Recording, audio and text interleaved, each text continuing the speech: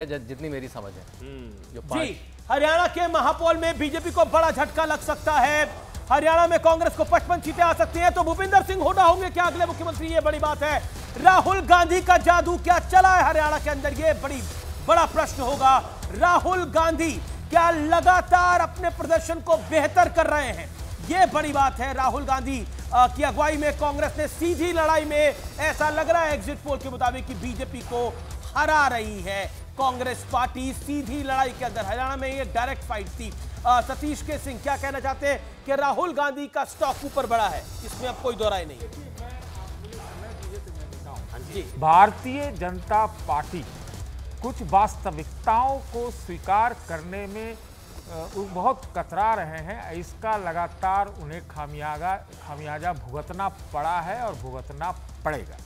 जैसा मैंने कहा कि किसान, पहलवान, बेरोजगार आदि का मुद्दा है, यही तो राहुल गांधी का नैरेटिव है। झूठ या सच, मैं दोनों बात कह रहा हूं, झूठ या सच। लेकिन जनता को क्या लगता है कि भाई मेरी व्यक्तिगत हालत जो है, जिंदगी की जद्दोजहद में, ये तो बात सही है। तो उस रियलिटी को जिस दिन भाजपा स्वीकार कर लेगी, उसको मान लेगी और ये खाली डिनायल मोड में रहेगी, तो अभी और नुकसान उठाना पड़ेगा। मैं राहुल गांधी एक मेटाफोर, एक सिंबल हो सकते हैं, ये मैं राहुल गांधी को ही वो खाली श्रेय नहीं दूंगा, उनके नैरेटिव को दे सकता हूं, लेकिन वहां हुड्डा भी एक बहुत बड़ा फैक्टर है। और ये दोनों के मिला करके अंत के 4-5 दिनों में जो बाहर कांग्रेसियों ने एक अच्छा बीजेपी से सीख कर बीजेपी को चकमा दिया, मुझे लगता है कि एक ओवरऑल एक पूरी की पूरी चीज जो टेस्ट केस हरियाणा में है, वो भाजपा को हरा रही है। अजय आलोक, एक होती है हार, एक होती है बहुत बुरी हार। ये तो बहुत बुरी हार की श्रेणी में आएगा मेरे ख्याल से। अजय जी, अगर ये एग्जैक्ट पोल होता है तो आलोक जी। अमन जी, अमीर जी, नमस्कार। सबसे पहली बात, आप लोग जानते हैं इतने दिन से मेरे साथ डिबेट कर रहे हैं, कितने एग्जिट पोल्स पे हमने डिबेट किए। मैं व्यक्तिगत तौर पे एग्जिट पोल्स पे बिलीव नहीं करता हूं, चाहे हमारे पक्ष में हो चाहे विपक्ष में हो। लेकिन एग्जिट पोल वालों को बहुत बहुत धन्यवाद, उन्होंने बहुत मेहनत की है। मैं थोड़ा बात याद दिलाता हूँ, बस ज़्यादा पीछे नहीं जाते हैं, जून में ही चलते हैं जरा। आप ही का एग्जिट पोल था, तमाम एग्जिट पोल थे, हमें 350 से नीचे दे ही नहीं देते। कोई 400 जा रहा था, कहाँ हम आ गए? अच्छी बात है। उसके थोड़ा पीछे चलिए, नवंबर में चलते हैं। छत्तीसगढ़, राजस्थान, मध्य प्रदेश, हमें कोई जितवा ही नहीं रहा था, हम तीनों जगह सरकार बना 350 पर आपको भी भरोसा नहीं था क्या? फिर व्याख्या होती है, मैं इसको 350 तो नहीं, हमें तो 400 का भरोसा था भाई। अच्छा, हमें तो 400 का भरोसा था। आपका भी गलत हो गया। हम तो कह रहे हैं हमें 400 का भरोसा था, वही हमारा भी गलत हो गया। तो इसलिए एग्जिट पोल को आया राम गया राम पोल कहिए, आज आया लेकिन चला जाएगा। मेरी बात हुई कांग्रेस के टॉप लेवल सोर्सेस के, हमारे रिपोर्टर की बात हुई, तो उन्होंने एक जानकारी दी कि कांग्रेस का टॉप हाई लेवल सोर्स कह रहा है कि उनको 60 सीटों से ज्यादा की उम्मीद है हरियाणा के अंदर। और आपका क्या नंबर है वो भी बता और दीजिए। आपका क्या नंबर है बता दीजिए। आपका नंबर क्या है? आपका पोल देखिए अमित जी, ऐसा है कि कांग्रेस 60 पे आ जा गई, 70 पे 1 महीने पहले थी। 1 महीने पहले हमें 10 से 20 दे रहे थे। आज आपका एग्जिट पोल कोई 27 दिखा रहा है, कोई 31 दिखा रहा है, कोई 22 दिखा रहा है, कोई 24 दिखा रहा है। तो बढ़ने का ट्रेंड हमारा है कि हमारा घटने का ट्रेंड है? हुड्डा जी से आज पूछा गया कि 60 प्लस आएगा, तो कहा ये तो पता नहीं, कहीं 65 आ गई तो, कहीं कम आ गए तो। अभी मैं क्या बोलूँ, अभी हुड्डा जी का बयान मैंने देखा। तो इसीलिए हम नंबर्स क्या होगा उससे मतलब नहीं है, किस बात की सरकार बनाएंगे हमें एक बताइए ना। गुड गवर्नेंस, और हम कोई बात समझने को तैयार नहीं है। अभी बोल रहे थे आपका भी तो कोई नंबर होगा ना अजय भाई, ये नंबर 26, 27, मैं जानता हूं कि हम लोग सरकार बनाएंगे। मोदी 3 की तरह भारतीय जनता पार्टी 3 हरियाणा में रिपीट होगी। मतलब 45 पार है, 46 है, मतलब 46 मिनिमम है, साइकोलॉजी नहीं 46 मिनिमम है ना, तभी तो सरकार बनी। लेकिन अजय लोग कोई भी एग्जिट पोल आपको 25 से ऊपर नहीं दे रहा, 26 से ऊपर नहीं दे रहा। एक अगर हम देखें ओवरऑल एग्जिट पोल्स में आप अंडर 30 ही चल रहे हैं। क्या आपको लगता है कि ये जो सरकार चली 10 साल, मनोहर लाल तकरीबन 9.25 साल मनोहर लाल खट्टर सीएम 9 साल 118 दिन जी, तो वो सीएम रहे, लेकिन उसके बावजूद आप एक नैरेटिव हरियाणा में नहीं बिल्ड कर पाए। लास्ट टाइम भी भूपिंदर सिंह हुड्डा और कांग्रेस पार्टी सिर्फ 9 सीटों से पीछे रह गई थी, और इस बार उन्होंने आपको सीधी लड़ाई के अंदर, राहुल गांधी के बारे में आप भी बहुत कुछ बोलते हैं, और लेकिन सीधी लड़ाई में राहुल गांधी तो हरा रहे हैं आपको, सीधी लड़ाई के अंदर हरियाणा के अंदर। और राहुल गांधी ने बोला ये मेरे चेहरे पे चुनाव है। अमित, यहाँ पे आप यहाँ बहुत बड़ी गलती कर रहे हैं। ये राहुल गांधी के चेहरे पे चुनाव नहीं लड़ा जा रहा था। पर कांग्रेस पार्टी लगातार ये बोलती रही पूरी ये राहुल गांधी ये पूरा का पूरा हुड्डा कांग्रेस थी। भूपिंदर हुड्डा अपनी रैली में बोल रहे थे। पूरी की पूरी हुड्डा कांग्रेस थी। ये पूरी की पूरी हुड्डा कांग्रेस थी, जिसके कहने पे शैलजा जैसी लीडर को भी साइड कर दिया गया, जिसके कहने पे अशोक तंवर को बीजेपी छोड़ के गए। कल उनको ले लिया। कल शैलजा जी का क्या बयान था? अब देखिए वो तो आपकी एम्बैरसिंग मोमेंट है। अशोक तंवर परिवारवादी ठप्पा कांग्रेस पे लगा हुआ है। रहेगी 12:30-1 बजे तक आपके लिए प्रचार कर रहे थे, 2 बजे वो कांग्रेस में निकल लिए। एक सवाल है अजय जी, अगर यही नंबर उल्टा हो गया हरियाणा में, बाई चांस उल्टा हो गया जो आप कह रहे हैं, तो फिर राहुल की हार होगी या हुड्डा जी की हार होगी? हुड्डा जी की हार होगी, मैं कह रहा हूं। अच्छा, राहुल जी की ना हार है ना जीत। ये हुड्डा कांग्रेस चुनाव लड़ रही थी भैया। राहुल जी की हार नहीं जीत नहीं, क्या राहुल जी सर्वमान्य है। अब आप कहिएगा कि मोदी जी जीते या मोदी जी हारे। पार्टी का शीर्ष नेतृत्व कौन है? मोदी जी है। चेहरा किसका था? हमारे सीएम का चेहरा सैनी जी थे, नायब सैनी जी थे। हम लोग उनको प्रोजेक्ट करके चुनाव लड़ रहे थे। लेकिन जीत या हार बिल्कुल सामूहिक नेतृत्व में होती है। जब आप जीत एक सवाल है मेरा, हम लोग एक बात बिलीव करते हैं, अगर मैं इसको स्पष्ट जनादेश मान लूं, अगर मैं आपके इस एग्जिट पोल को स्पष्ट जनादेश मान लूं, तो मैं कहता हूं कि हम जनादेश का सम्मान करेंगे। हम ना ईवीएम पे प्रश्न उठाएंगे, ना हम चुनाव प्रणाली पे प्रश्न उठाएंगे, ना हम जनता पे प्रश्न उठाएंगे। हम 24/7 पॉलिटिकल पार्टी, हम फिर अपने काम में लग जाएंगे। ठीक, हरियाणा की जनता के जनादेश को सलाम करेंगे। शांतनु, एक सवाल। लेकिन अगर जैसे अभी आपने कहा इसके विपरीत परिणाम आए, तो जरा अपने पैनलिस्टों से पूछिए कि उनका क्या होगा हिसाब किताब। ठीक है शांतनु, एक सवाल है, बाइपोलर हो गया कॉन्टेस्ट मोर और लेस, ये शायद बीजेपी को सूट नहीं किया, क्योंकि ये बाइपोलर ना होकर अगर बहुकोणीय मुकाबला होता, आईएनएलडी जेजेपी उस तरह से फाइट करती, तो शायद वोटों का थोड़ा बंटवारा होता। ये क्योंकि मतलब बाइपोलर चुनाव हो गया, इसलिए शायद बीजेपी का इतना नुकसान। सतीश जी, अभी बोलिएगा। बिल्कुल आपने ठीक कहा। जो देखो, भाजपा जाट वोट पर नहीं रिलाई करती है, और जो हुड्डा फैक्टर है, बिल्कुल आलोक जी ने ठीक कहा। हुड्डा कांग्रेस को चलाते हैं हरियाणा में, और वहाँ पे जाट वोट बड़ा इंपॉर्टेंट फैक्टर है। अगर जेजेपी आईएनएलडी लड़ती, जो दोनों जाट पार्टियां हैं, उन पे वोट करता, 3-3% करता, 5-5% करता, तो भाजपा को फायदा होता। दूसरा राहुल गांधी, लेकिन अगर 55 सीटें आ रही है कांग्रेस की, 56 सीटें आ रही हैं, तो ये तो नॉन जाट एरिया में भी सीटें आ रही है ना। ऐसा तो है नहीं कि आप कह रहे हो कि सिर्फ जाट वोट कर रहे हैं, फिर तो ओबीसी भी वोट कर रहा है, दलित भी वोट कर रहा है, ब्राह्मण भी वोट कर रहा है। अब ब्राह्मण सभा ने आपका बीजेपी का वहां पर विरोध कर दिया। उन्होंने बोला कि आप बीजेपी के पक्ष में वोट ना डालिए। चुनाव से कुछ घंटे पहले वो शांडिल्य है उनके चेयरमैन, उन्होंने इस बात को बोला। अच्छा, मेरा पॉइंट ये है, शांतनु गुप्ता, सतीश जी आप इसका बेहतर जवाब देंगे। क्या आपको लगता है कि नॉन जाट भी वोटर, अगर इतनी सीटें आ रही हैं तो नॉन जाट भी वोट कर रहा है कांग्रेस को? देखो, मैं तो पहले से ही कह रहा हूं, एक पूरे ये हरियाणा में एक माहौल का ये चुनाव है, और वो भले ही कांग्रेस से बहुत प्रभावित नहीं हो, लेकिन वो जो माहौल बना हुआ है 4-5 फैक्टर को लेकर के, उसका वोट एंटी बीजेपी पड़ा होगा। दूसरी बात कि भाजपा ने जितना जोर लगाना चाहिए था, मैं पहला ऐसा चुनाव देख रहा हूं जहां पर भाजपा उतना जोर लगाती हुई नहीं दिखी।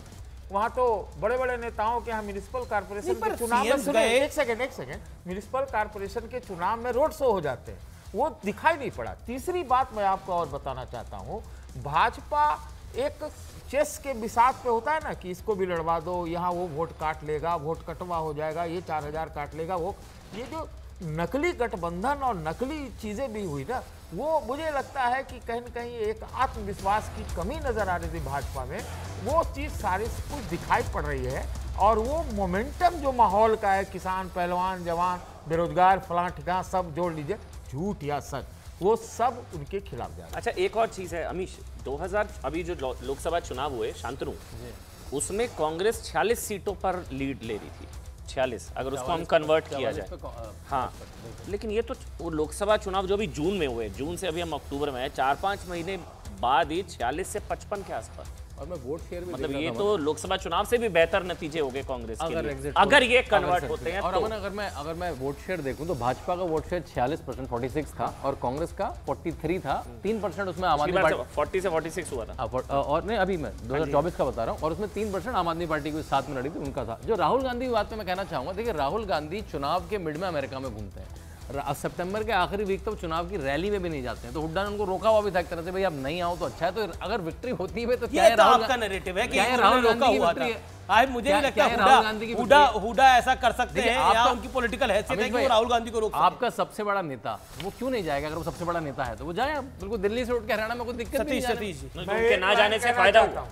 उनके जाने से फायदा होगा, ऐसा हुड्डा को लगता होगा। भाजपा से सिंपैथी रखने वाले या जो उनके प्रवक्ता है बहुत आजकल मुझे लगता है काहे न काहे जितना नेगेटिव बोलते हैं उतना मुझे लगता है राहुल गांधी के प्रचार आप ये तो बताइए, अच्छा, आप ये पूछ लेते हैं प्रचारक का काम। अजय, अभी जो शांतनु ने बोला राहुल गांधी का हरियाणा में ना जाना आपको नुकसान कर गया और कांग्रेस को फायदा कर गया। राहुल का एब्सेंस मतलब हरियाणा में ना राहुल जाना, ये शांतनु बोल रहे हैं, ये शांतनु बोल रहे हैं। क्योंकि आप तो कहते हैं कि देखिए, आ क्यों नहीं रहे, ऐसा आ है क्यों नहीं अमन रहे। जी जी बिल्कुल अजय जी। नहीं अमन जी, राहुल गांधी हरियाणा में जाएं चाहे नहीं जाएं, मैं एक बात कह रहा हूं, मैं पहले भी मैंने कहा कि ये हुड्डा कांग्रेस थी जिसके कारण शैलजा को बेइज्जत किया गया। इसके कारण अशोक तंवर को कल पार्टी में परसों पार्टी में शामिल कराया गया। ये सब हुड्डा जी की थी और ये परिवार का ठप्पा लगा हुआ है। खर्ची पे अगर ये आपके जनादेश हैं तो मुझे लगता है हरियाणा की जनता की मेमोरी कमज़ोर हो गई है, भूल गए होंगे खर्ची पे पर्ची वाला चक्कर, वो भूल गए होंगे मिर्चपुर। ठीक है, ऐसा होता है, लोकतंत्र में याददाश्त कमज़ोर होती है।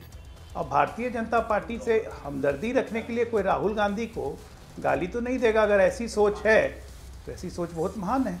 राहुल गांधी को कुछ बोलने की जरूरत क्या है भाई? राहुल गांधी खुद अपने बारे में इतना बोल देते हैं। आलोक जी वो फैक्ट्री लगा देते हैं जलेबी की, जलेबी की फैक्ट्री लगा के सतीश जी खाएं जलेबी को। नहीं मैं ये कह रहा हूँ आलोक जी, आप तो बहुत प्रबुद्ध हैं, इंटेलेक्चुअल हैं और आप अच्छे चेहरे वाले भाजपाई।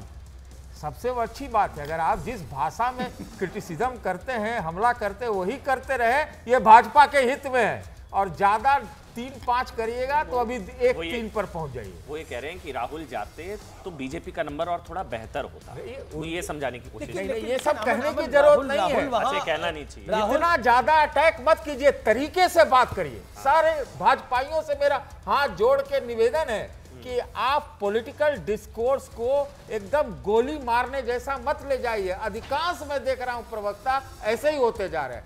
आप नहीं हो आलोक जी, आपके तो हम मोहल्ला में रहते हैं, आपका बड़ा सम्मान है भाई। अजय आलोक सतीश जी, मैं किसी ये को तो व्यक्तिगत सीधी लड़ाई थी, ये तो कांग्रेस के साथ बीजेपी की सीधी लड़ाई थी। आप कुछ भी कहें, राहुल गांधी जिसे कह रहे थे कैंपेन, वो लीड भी कर रहे थे। कांग्रेस का बड़ा चेहरा वहां पर वही थे, भूपिंदर सिंह हुड्डा ऑब्वियसली थे, कुमारी शैलजा उसके बाद आती है, लेकिन दीपिंदर हुड्डा आते हैं। लेकिन राहुल गांधी के चेहरे पर था, क्या आपको लगता है राहुल फैक्टर इज वर्किंग? क्योंकि कई पोस्टर ये कह रहे हैं कि राहुल का अट्रैक्शन बढ़ रहा है, अब ये दिखाई दे रहा है ग्राउंड पर। और अगर ये रिजल्ट्स आते हैं, मैं फिर कहता हूं, फिर तो एस्टैब्लिश हो रहा है अपने आप में। इसको कैपिटलाइज किया जाएगा महाराष्ट्र में भी। भाई बिल्कुल कैपिटलाइज करेंगे, और हमारे विरोधी अगर अपनी ताकत पे कैपिटलाइज नहीं करेंगे तो किस पे करेंगे? हम पे कैपिटलाइज करेंगे। राहुल गांधी के खिलाफ मैं नहीं बोल रहा हूँ सतीश जी, या ना ही मैं कुछ बोल रहा हूँ। मैं कहता हूँ राहुल गांधी खुद अपने दुश्मन है, उन्हें हमारी जरूरत कहाँ है? नीतियों पे बोलिए, एकदम बोलिए, जरूर नहीं, मैं कह रहा हूँ वो तो खुद अपने बीजेपी शत्रु उम्मीद करना हैं। कि वो राहुल के कांग्रेस खिलाफ ना शत्रुओं बोले, की ये जरूरत थोड़ा कहाँ है ज्यादा भाई? है। नहीं, वो कह रहे हैं वो जिस जलेबी तरह फैक्ट्री देखिए, वगैरह ना जिस बोले। तरह से एक मिनट वो मैं जलेबी फैक्ट्री खत्म कर वगैरह दूंगा। ना अमित बोले। भाई 10 सेकंड। अजय जी सतीश जी बोले वो पर्सनल ना हो गए, जलेबी खत्म कर फैक्ट्री लूं 10 वगैरह, वो सेकंड। सब मत बोलिए आप। नहीं, जलेबी फैक्ट्री मैंने नहीं बोला भाई। जलेबी फैक्ट्री उन्होंने ही बोला, हरियाणा में ही बोला, हरियाणा के चुनाव में ही बोला, तो फिर पर्सनल होने की क्या बात है? पब्लिक प्लेटफॉर्म रैली में बोला, तब आप कह रहे हैं कि मैं पर्सनल हो रहा हूं। उन्हीं की बातों को हम लोग जब कहते हैं तो आप कहते हैं कि पर्सनल हो जाते हैं।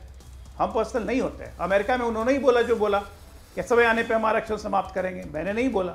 हम तो उन्हीं की बातों को बोलते हैं, तो उसमें कहते हैं कि राहुल पे पर्सनल हो जाते हैं। मुझे क्या जरूरत है राहुल गांधी पे पर्सन होने की?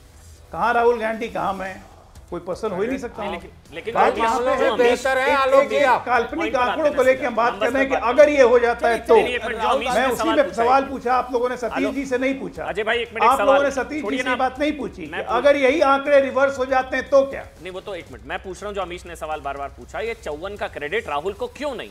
सीधी लाइन में एक सवाल है जो अमीश बार बार पूछ रहे हैं, ये 54 का क्रेडिट राहुल को आप देते हैं, हाँ या ना? और नहीं देते तो क्यों नहीं देते? सीधा सा सवाल है अजय भाई। हमको पहली बात, पहली बात, विपक्ष होता कौन है क्रेडिट देने वाला? आप पहले विपक्ष में मान लिए अपने आप को। विपक्ष अभी तो होता कौन है प्रभु- क्रेडिट देने वाला? क्रेडिट उनको कांग्रेस ही देंगे कि हम देंगे? क्रेडिट उनको कांग्रेस ही देंगे कि हम देंगे? ये मत भूलिए कि हुड्डा जी को शांत रखने के लिए दो आदमी चाहते हैं कि कांग्रेस सो ही रहे अगले 5 साल तक, क्योंकि हुड्डा जी सो जाएंगे तभी 5 साल बाद उनकी किस्मत जगेगी, चाहे वो सुरजेवाला हो चाहे शैलजा हो। और तंवर को लाने के बाद जख्मों पे मिर्च अच्छी लगी होगी, इसलिए ये काल्पनिक आंकड़े हैं। जख्मों पर ये देखने वाली बात है कि आपके जख्मों पर या किसी और के जख्मों पर, अभी तो फिलहाल आपके साथ थे तंवर, वो मतलब आपके साथ कांग्रेस की बी टीम करके थे, तो ये तो आप अपने ऊपर अपनी पार्टी पर सवाल उठा रहे हैं। इसलिए ये तो आप अपनी पार्टी पे ही सवाल उठा रहे हैं ना कि अशोक तंवर जो थे वो कांग्रेस की बी टीम थे, वो आपके साथ शामिल थे, जो 1.5 घंटे बाद दूसरी पार्टी में चले गए। भाई हम अपनी पार्टी, अमीश, हम अपनी पार्टी पे सवाल नहीं उठा रहे हैं। वही आप उठाना मेरी होगा बात ये तो। समझिए। अशोक तंवर अगर गए, अशोक तंवर को, एक मिनट, अशोक तंवर कांग्रेस छोड़ के आए थे हुड्डा के कारण, और अशोक तंवर को हुड्डा जी ने ही बुला लिया ज्वाइन करवाने के लिए, तो राजनीति तो संभावनाओं का खेल है ना। और उसके एक बाद बात आप कहते हैं बताइए, क्रेडिट आपके दीजिए पास तो राहुल कांग्रेस के गांधी छोड़े को। हुए कई हम हैं। कौन होते हैं क्रेडिट देने वाले? आपके पास तो कांग्रेस के छोड़े हुए या हम कांग्रेस कौन के होते हैं छुटके क्रेडिट देने कई वाले? हैं। क्रेडिट आप लोग दीजिए ना कि क्या किसके कहने करेंगे, पर क्या अशोक तंवर करिएगा? चले ऐसे गए। ही जाते रहेंगे लोग तो। लेकिन नसीर शेख हैं पीडीपी से, एक बार क्योंकि जम्मू कश्मीर अरे का आते भी तो रह रहे हैं। अच्छा अजय भाई, एक बार जितने जा रहे हैं उससे जाने वालों से ज्यादा आने की तादाद है। चलिए हरियाणा से जम्मू कश्मीर पर भी आ जाती है। नसीर शेख है, उनका मैं कमेंट लूं उससे पहले अजय भाई एक बार जम्मू कश्मीर पर भी एक कमेंट दे दीजिए। 27 बीजेपी और एनसी कांग्रेस 41। देखिए जम्मू कश्मीर में, मैं फिर कह रहा हूं ये काल्पनिक आंकड़े हैं। जम्मू कश्मीर में नीति और नीति निर्धारण करने का चुनाव था। हमारी नीति में थी कि एक खुशहाल, विकासशील और समग्र प्रदेश जम्मू कश्मीर हो जो भारत का अभिन्न हिस्सा हो। उसके तहत बिल्कुल न्यायिक प्रक्रिया से, एक संवैधानिक तरीके से, एक लॉ एंड ऑर्डर के हिसाब से स्टेट को हमने चला के दिखाया, जिसका नतीजा ये हुआ कि जिस जम्मू कश्मीर में कभी भी 1980 के बाद से 8 से 20% से ज़्यादा पोल नहीं होते थे, वहाँ 49% के लगभग पोल हुए। सोपोर जैसे इलाके में 8-9% नहीं होते थे, वहाँ इतने लोगों ने मतदान में हिस्सा लिया। आप ये सोचिए कि अलगाववादियों की पार्टी को भी, जिसको आज लोग कह रहे हैं कि घाटी में अच्छा प्रदर्शन करने की उम्मीद है, वो भी आए, मुख्य धारा में जुड़े। हम तो सबसे ज्यादा अपनी पीठ इस बात की पाते हैं कि लोकतांत्रिक व्यवस्था को हमने जम्मू कश्मीर में बहाल किया, और वो लोग जो 370 लाने वापस आने की बात करते कश्मीर में एनसी और कांग्रेस का गठबंधन अच्छा करता हुआ दिख रहा है। अन्य के खाते में भी बड़ी सारी सीटें आ रही हैं, लेकिन आपका नंबर तो डबल आंकड़े को नहीं छू रहा। और जब वहां पर 370 हटा और उस जम्मू कश्मीर का स्टेटहुड गया, तो शासन आप ही का था, यानी सब सिंगल लार्जेस्ट पार्टी आप ही थे वहां पर। आज अब डबल डिजिट में आते हुए नहीं दिख रहे। देखिए ये एग्जिट पोल है, एग्जैक्ट पोल तो है नहीं। 8 अक्टूबर का हमें इंतजार करना पड़ेगा। 8 अक्टूबर को जब नतीजे सामने आएंगे तो ये जो आंकड़े आपके स्क्रीन पे चल रहे हैं ये बिल्कुल डिफरेंट होंगे। जहां तक बीजेपी की बात है, बीजेपी इससे पहले जम्मू क्षेत्र से उन्हें 25 सीटें थी, जबकि उस वक्त जम्मू में टोटल 37 सीट्स थी। जब आर्टिकल 370 की एब्रोगेशन हुई, उसके बाद डिलिमिटेशन हुई और कॉन्स्टिट्यूंसी बढ़ाई गई। पहले 87 थी, अब 90 कर दी गई, और जम्मू में जो है वो 43 करीब सीटें कर दी गई। अब 43 में भारतीय जनता पार्टी उसी जगह आकर टिक गई है जहां वो 37 सीट्स में थी, और कश्मीर में वो अपना खाता नहीं खोल पाएंगी और नहीं खोलने की स्थिति में है। इससे पहले पार्लियामेंट के चुनाव हुए और आप अपने खाते के बारे में बात करिए। पिछली बार आपके खाते में जितने वोट थे उससे आधे भी नहीं आते हुए दिख रहे हैं। नहीं, अन्य ज्यादा है। मुझे सुनेंगे, मैं उसी पर आऊंगा। तो अन्य उससे ज्यादा पहले पार्लियामेंट के चुनाव में भारतीय जनता पार्टी एक भी उम्मीदवार खड़ा नहीं कर सकी। जहां तक पीडीपी की बात है, आप सब लोग जानते हैं कि आर्टिकल 370 के एब्रोगेशन के बाद बीजेपी और सेंट्रल गवर्नमेंट ने सबसे बड़ा जो उनका अटैक था, जो उनका बार बार वार था, वो पीडीपी पर था। हमारी जमात के, हमारी पार्टी के अन्य नेता, 20 से ज्यादा मिनिस्टर्स, फॉरेन मिनिस्टर्स, एमएलए, उन्हें पार्टी छोड़नी पड़ी। उन पर दबाव बना, तरह तरह के pressure tactics Bharatiya Janata party ने इस्तेमाल किए, उन्हें निकाला, और ये कहा जाने लगा कि पीडीपी अब सियासी नक्शे में ही नहीं है। उसके बाद बीजेपी ने तरह तरह के एक्सपेरिमेंट जम्मू कश्मीर में सब कुछ बीजेपी करा रही है, तो ओके। लेकिन नसीर भाई एक मिनट, एक सवाल नसीर भाई एक मिनट, नसीर भाई एक सवाल है आपसे, क्योंकि आपसे ज्यादा तो अन्य लेके जा रहे हैं। मतलब ये कि आपके लिए सेटबैक नहीं है, वो जमात इस्लामी कुछ भी करें, अन्य 15 है और आप 7 हैं।